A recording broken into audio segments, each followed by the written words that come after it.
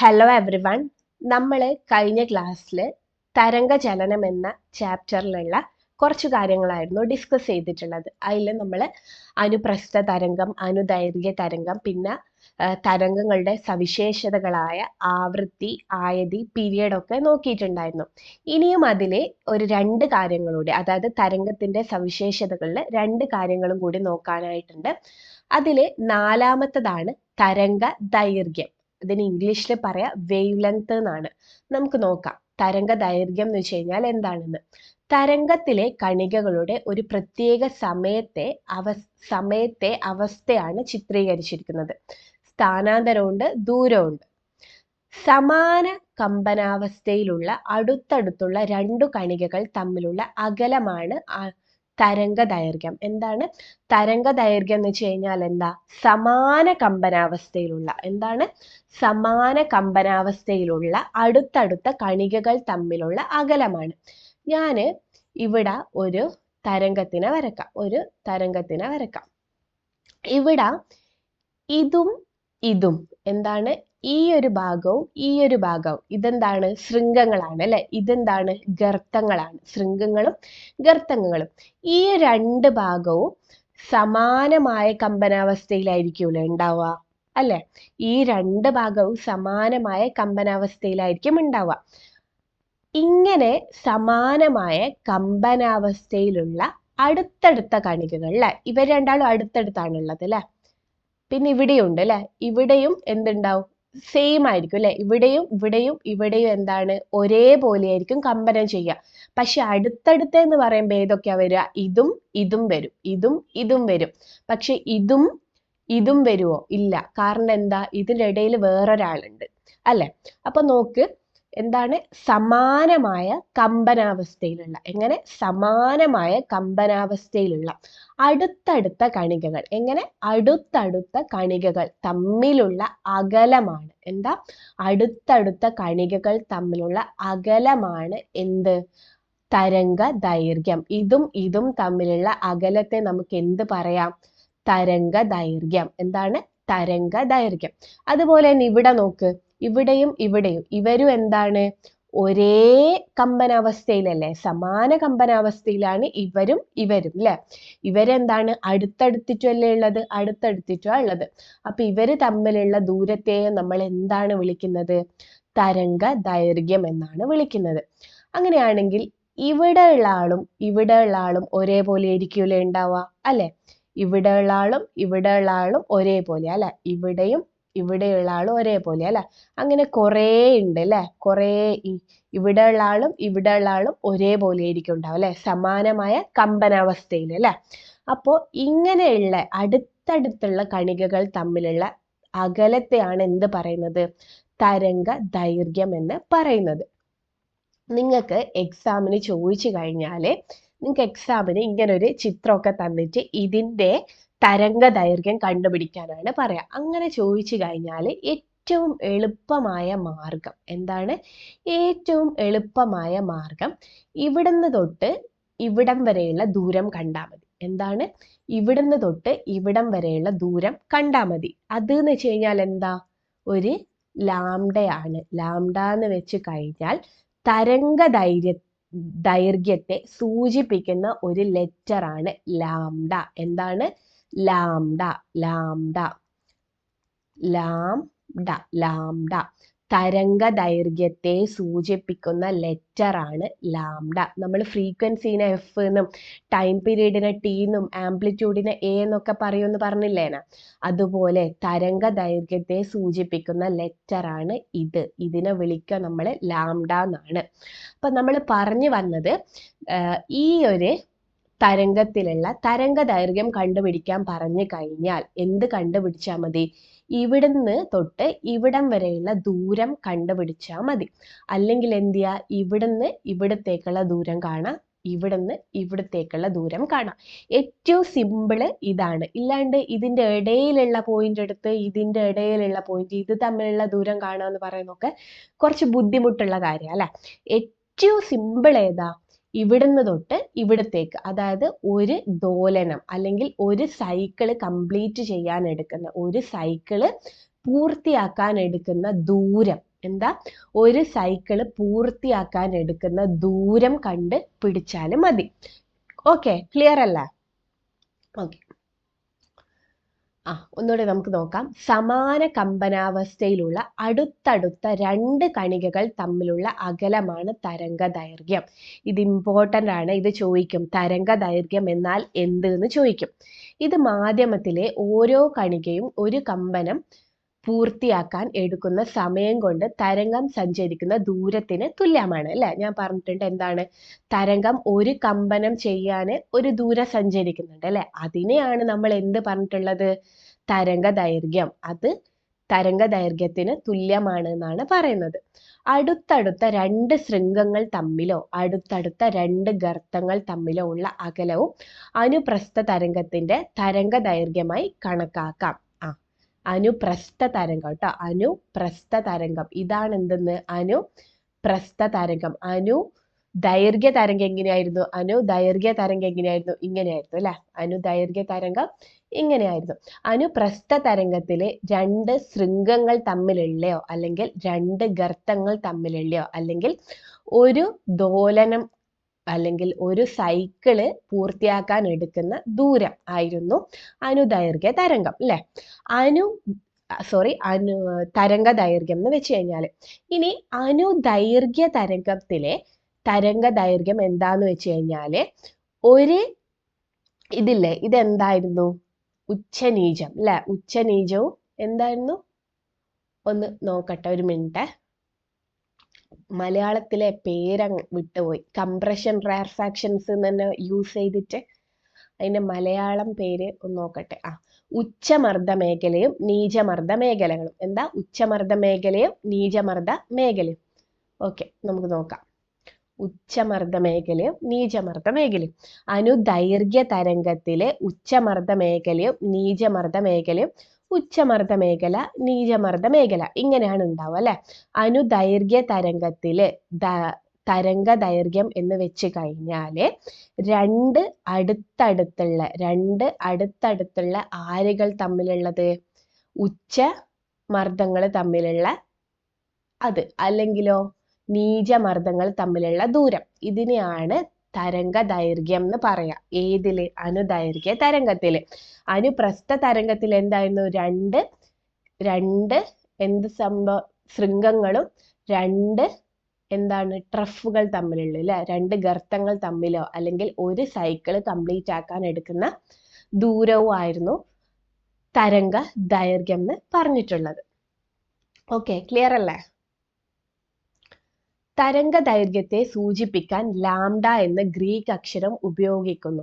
തരംഗ ദൈർഘ്യത്തിന്റെ unit metre ആണ്. ഇതും ഇമ്പോർട്ടൻ്റ് ആണ്. ഞാൻ നേരത്തെ പറഞ്ഞിട്ടുണ്ടായിരുന്നു, തരംഗ ദൈർഘ്യത്തെ സൂചിപ്പിക്കുന്ന ലെറ്റർ ഏതാണ്, ലാംഡ.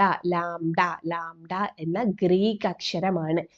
ലാംഡയുടെ യൂണിറ്റ് എന്താണ്, അതായത് തരംഗ ദൈർഘ്യത്തിന്റെ യൂണിറ്റ് എന്താണ്, മീറ്റർ ആണ്.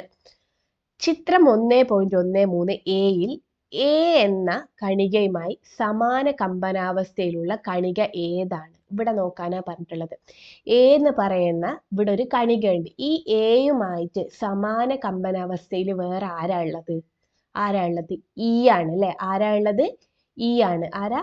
ഇ. ആൻസർ എന്താണ്? ഇ ആണ്. പിയുമായിട്ട് ആരാ ഉള്ളത്? പിന്റെ അതേ ഇയിൽ ആരാ ഉള്ളത്? ക്യൂ ആണ് അല്ലെ? ആരാ ഉള്ളത്? ക്യൂ. പിന്റെ അതേ ഇയിൽ ആരാ? ക്യൂ. ബിയുമായിട്ട് ആരാ ഉള്ളത്? ബിയുമായിട്ട് ആരാ ഉള്ളത്? നോക്കാം. എഫ് അല്ലെ? ആരാ ഉള്ളത്? എഫ്. മനസ്സിലാകുന്നുണ്ടോ നിങ്ങൾക്കിത്? അടുത്ത ചിത്രം 1.13 ബിയിൽ തരംഗ ദൈർഘ്യത്തെ ലാംഡ സൂചിപ്പിക്കുന്നത് ഏത് തരംഗ ദൈർഘ്യം? ഞാൻ പറഞ്ഞിട്ടുണ്ടായിരുന്നു, ഇത് എന്ത് തരംഗമാണ്?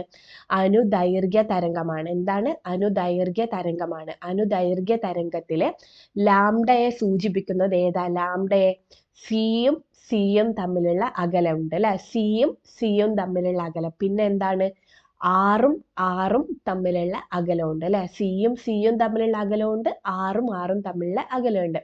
ഇവിടെ നമുക്ക് ഒരു ഓപ്ഷന്റെയും കൂടി ആവശ്യമുണ്ട്. ഏതാണ്? ആറും സിയും. അപ്പൊ ആൻസർ എന്താ? സിയും തമ്മിലുള്ള അകലവും ആറും തമ്മിലുള്ള അകലം. ഓപ്ഷൻ ഇത് രണ്ടും വരും അല്ലെ, ആറും ആറും സിയും സിയും. ഇവിടെ സി ആർ സൂചിപ്പിക്കുന്നത് ഏതാണെന്ന്, എന്താണ് സിയും ആറും തമ്മിലുള്ള ദൂരം സൂചിപ്പിക്കുന്നത് എന്താണെന്ന്. ഇവിടം തൊട്ട് ഇവിടം വരെ ലാംഡയാണ്. അപ്പൊ ഇവിടം തൊട്ട് ഇവിടം വരെ എത്രയായിരിക്കും, ഇതിന്റെ പകുതി ആയിരിക്കില്ല. അപ്പൊ എത്രയായിരിക്കും, λ/2 ആയിരിക്കും. ആൻസർ എത്രയാ, λ/2.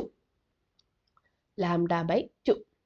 അടുത്തടുത്ത രണ്ട് ഉച്ചമർദ്ദ മേഖലകൾ തമ്മിലോ അടുത്തടുത്ത രണ്ട് നീചമർദ്ദ മേഖലകൾ തമ്മിലോ ഉള്ള അകലം അനുദൈർഘ്യ തരംഗത്തിന്റെ തരംഗ ദൈർഘ്യമായി കണക്കാക്കാം അല്ലെ. എന്താണ്, അടുത്തടുത്തുള്ള രണ്ട് ഉച്ചമർദ്ദ മേഖലകളോ അല്ലെങ്കിൽ അടുത്തടുത്തുള്ള രണ്ട് നീചമർദ്ദ മേഖലകളോ തമ്മിലുള്ള അകലത്തെയാണ് നമ്മൾ അനുദൈർഘ്യ തരംഗത്തിന്റെ തരംഗ ദൈർഘ്യമായി കണക്കാക്കുന്നത്.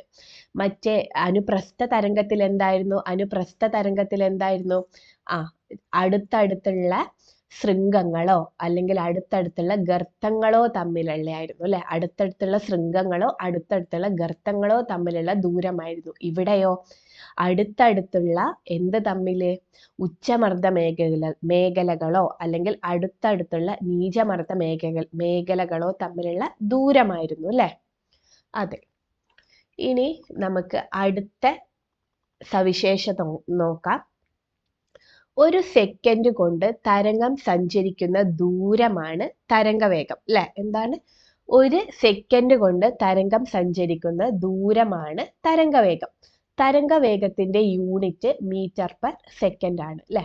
തരംഗവേഗത്തിന്റെ യൂണിറ്റ് എന്താ, മീറ്റർ പെർ സെക്കൻഡ്. അതെന്താ മീറ്റർ പെർ സെക്കൻഡ് വന്നേ അല്ലെ. വേഗം എന്ന് വെച്ച് കഴിഞ്ഞാൽ എന്നാ, വേഗം സ്പീഡ് ഈസ് ഈക്വൽ ടു ദൂരം ബൈ സമയമല്ലേ. ദൂരം ബൈ സമയമാണ്. ദൂരത്തിന്റെ യൂണിറ്റ് എന്താ, ദൂരം മീറ്റർ ആണ്. സമയത്തിന്റെയോ സെക്കൻഡ് ആണ് അല്ലെ. അപ്പൊ വേഗത്തിന്റെ യൂണിറ്റ് എന്താ, മീറ്റർ പെർ സെക്കൻഡ്. തരംഗവേഗത്തിന്റെ യൂണിറ്റ് എന്താ, മീറ്റർ പെർ സെക്കൻഡ് ആണ്. ഇനി അടുത്ത നോക്ക്. ഒരു തരംഗം 2 സെക്കൻഡിൽ 700 മീറ്റർ സഞ്ചരിക്കുന്നുവെങ്കിൽ തരംഗവേഗം എത്രയെന്നാണ് ചോദിക്കുന്നത്. ഒരു ക്വസ്റ്റ്യൻ ഒക്കെ കിട്ടിക്കഴിഞ്ഞാൽ ആദ്യം എന്തൊക്കെയാ തന്നേ നോക്കണം. ഒരു തരംഗം 2 സെക്കൻഡ് എന്ന് വെച്ച് കഴിഞ്ഞാൽ എന്താ തന്നിട്ടുള്ളത്, സമയമാണ് അല്ലെ തന്നിട്ടുള്ളത്. സമയം എത്ര തന്നിട്ടുള്ളത്, 2 സെക്കൻഡ് ആണ്. പിന്നെയോ 700 മീറ്റർ സഞ്ചരിക്കുന്നു, 700 മീറ്റർ. അപ്പൊ എന്താ തന്നിട്ടുള്ളത്, ദൂരമാണ് അല്ലെ തന്നിട്ടുള്ളത്. ദൂരത്തിന് നമ്മൾ d എന്നല്ലേ അടയാളപ്പെടുത്തുക. അപ്പൊ ദൂരം എത്രയാ തന്നിട്ടുള്ളത്, 700 മീറ്റർ ആണ് തന്നിട്ടുള്ളത്. അങ്ങനെയാണെങ്കിൽ തരംഗവേഗം എത്രയാണെന്ന് കാണാൻ പറഞ്ഞിട്ടുള്ളത്. തരംഗവേഗം അല്ലെ, വേഗം ഈസ് ഈക്വൽ ടു ദൂരം ബൈ സമയം അല്ലെ. വേഗം ഈസ് ഈക്വൽ ടു ദൂരം ബൈ സമയം. ഇനി നമുക്കിത് ഈ വാല്യൂസ് ഒക്കെ ഇതിലിട്ട് കൊടുത്തൂടെ. ദൂരം എത്രയാ, 700 അല്ലെ.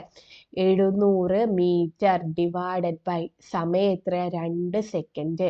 2 സെക്കൻഡ്. അപ്പൊ എത്ര കിട്ടും, 700 ബൈ 2 എത്രയാ, 350. യൂണിറ്റ് എത്രയാ, മീറ്ററും ഉണ്ട് സെക്കൻഡും ഉണ്ട് അല്ലെ. Metre per second.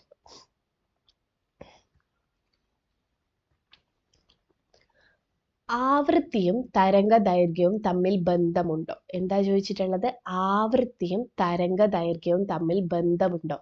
ആവൃത്തിനെ നമ്മൾ സൂചിപ്പിക്കുന്ന ലെറ്റർ ഏതായിരുന്നു, ആവൃത്തിന എഫ് അല്ലേ. എഫ് ആണ് സൂചിപ്പിക്കുന്നത്. തരംഗ ദൈർഘ്യത്തിനെ സൂചിപ്പിക്കുന്നതോ ലാംഡയാണ് അല്ലെ. എഫും ലാംഡയും. അപ്പോൾ ഇവര് ചോദിക്കുന്ന എന്താന്ന് വെച്ച് കഴിഞ്ഞാല് എഫും ലാംഡയും തമ്മിൽ എന്തെങ്കിലും ബന്ധമുണ്ടോ എന്നാണ് ചോദിക്കുന്നത്. എഫും ലാംഡയും തമ്മിൽ എന്തെങ്കിലും ബന്ധമുണ്ടോ എന്നാണ് ചോദിക്കുന്നത്. നമുക്ക് നോക്കാം. സ്ലിംഗി മേശപ്പുറത്ത് വെച്ച ശേഷം 2 അഗ്രങ്ങളും വലിച്ചു പിടിക്കുക.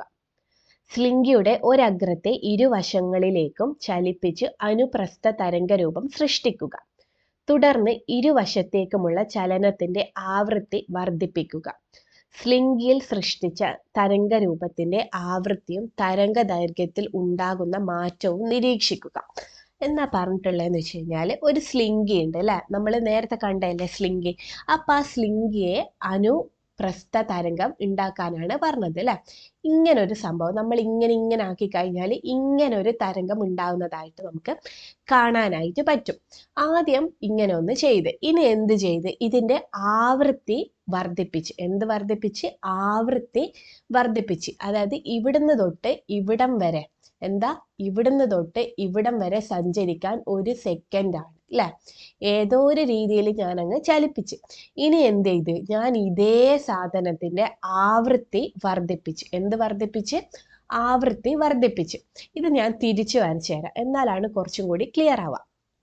ഒരു സ്ലിങ്കി ഉണ്ടേനും ആ സ്ലിങ്കീനെ എന്ത് ചെയ്ത്, സ്ലിങ്കീനെ ചലിപ്പിച്ച് അനു പ്രസ്ഥ തരംഗം ഉണ്ടാക്കിയിട്ടുണ്ട് എന്നാണ് പറഞ്ഞിട്ടുള്ളത്. അനു പ്രസ്ഥ തരംഗം ഉണ്ടാക്കി എന്നാണ് പറഞ്ഞിട്ടുള്ളത്.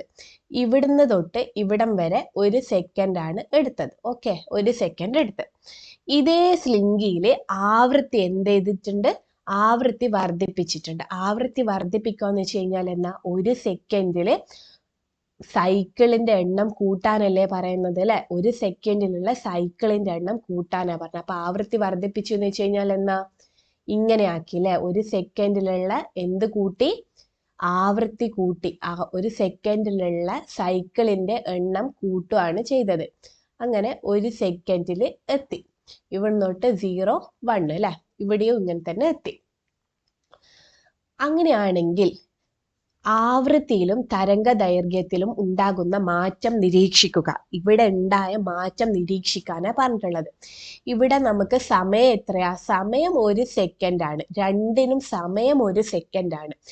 ഇവിടെ നമുക്ക് നോക്കാം ഇവിടുത്തെ എത്രയാണ്, ഇവിടുത്തെ ആവൃത്തി എത്രയാണെന്ന് നോക്കാം. നമുക്ക് നോക്കാം, വാ. എത്ര, ഇവിടുന്ന് തുടങ്ങി 1 അല്ലെ, 2, 3, 4, 5 അല്ലെ. ഇവിടെ എത്രയാണ്, 5 വന്നിട്ടുള്ളത്. നമുക്ക് ഇവിടെ നോക്കാം എത്രയാണെന്ന്.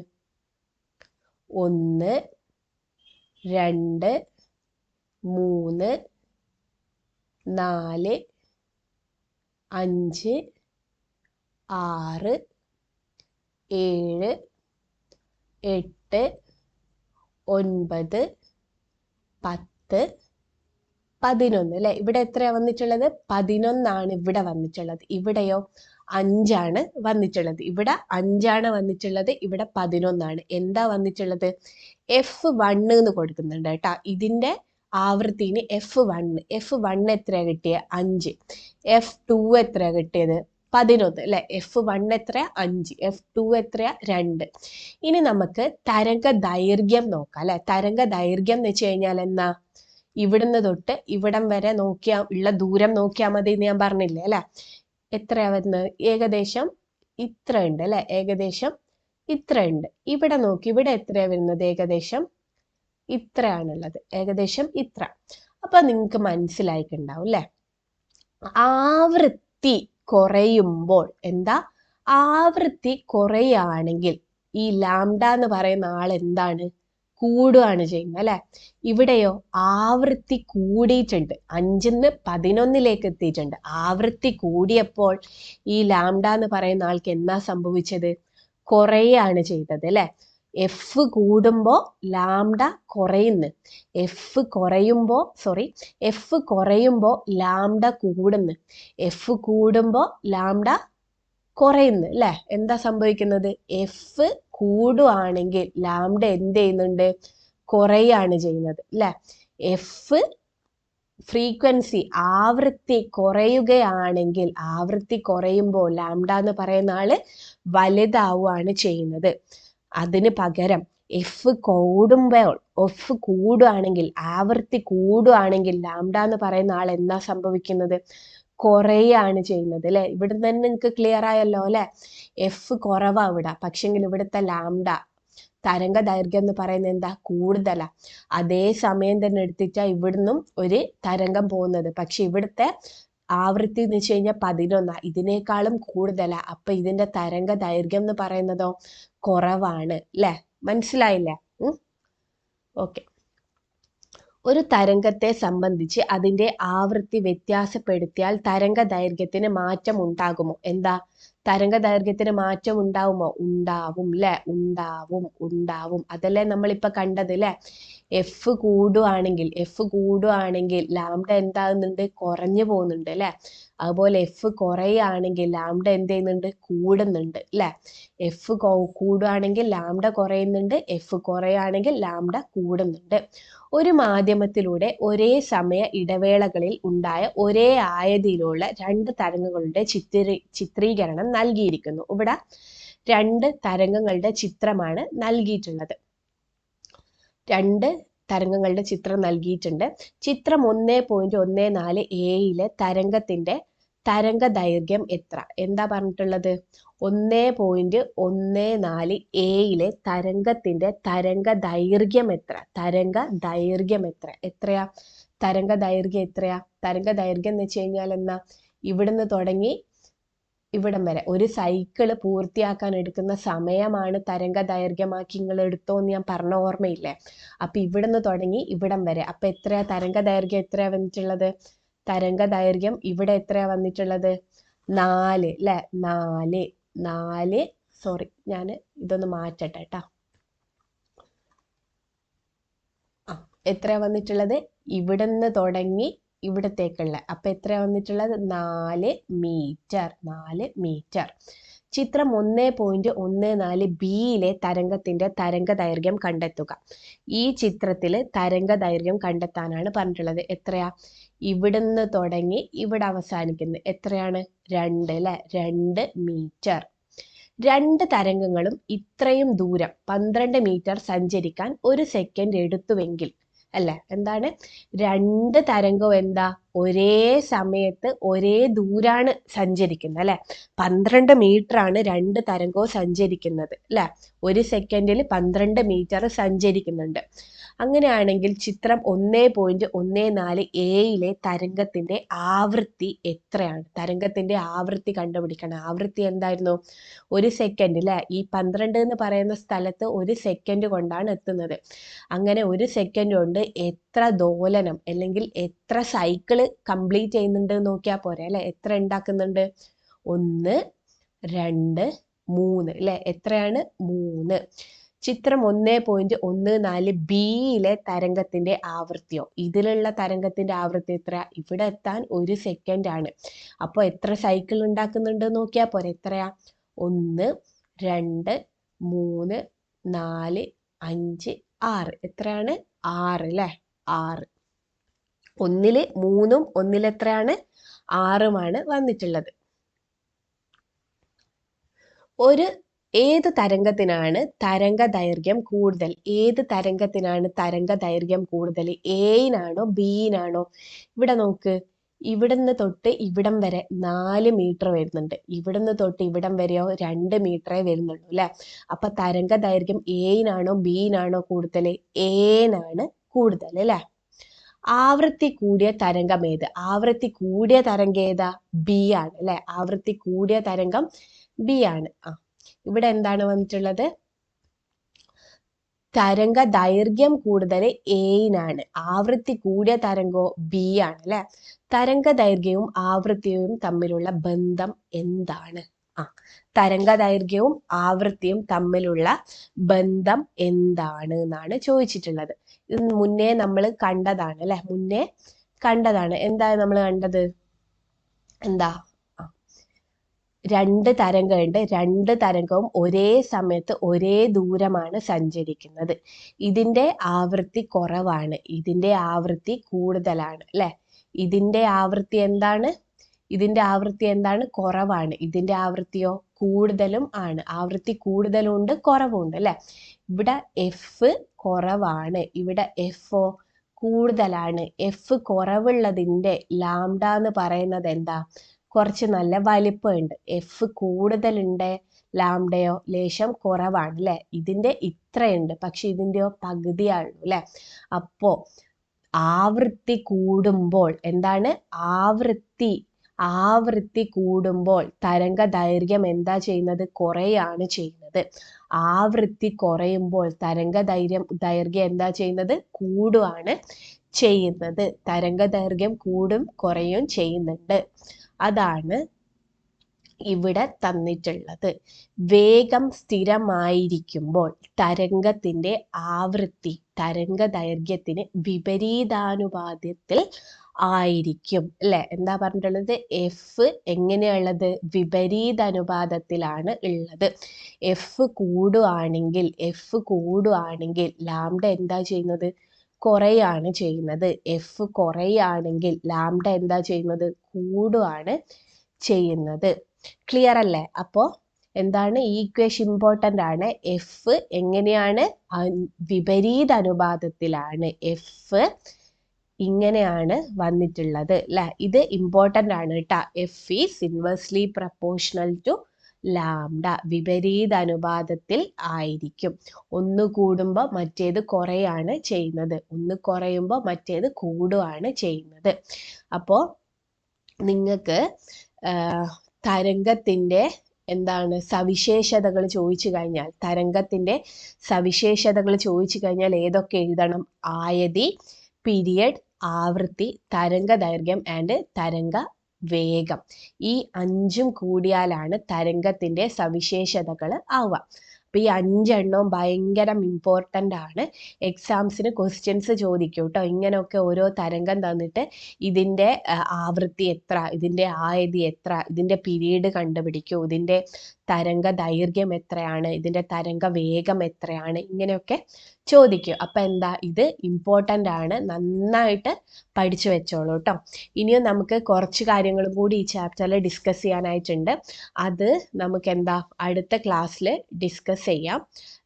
തരംഗവേഗം, ആവൃത്തി, തരംഗ ദൈർഘ്യം ഇവ തമ്മിലുള്ള ബന്ധമാണ് ഇനി നമുക്ക് നോക്കാനുള്ളത്. അത് നെക്സ്റ്റ് ക്ലാസ്സിൽ നോക്കാം. അപ്പോൾ താങ്ക് യു.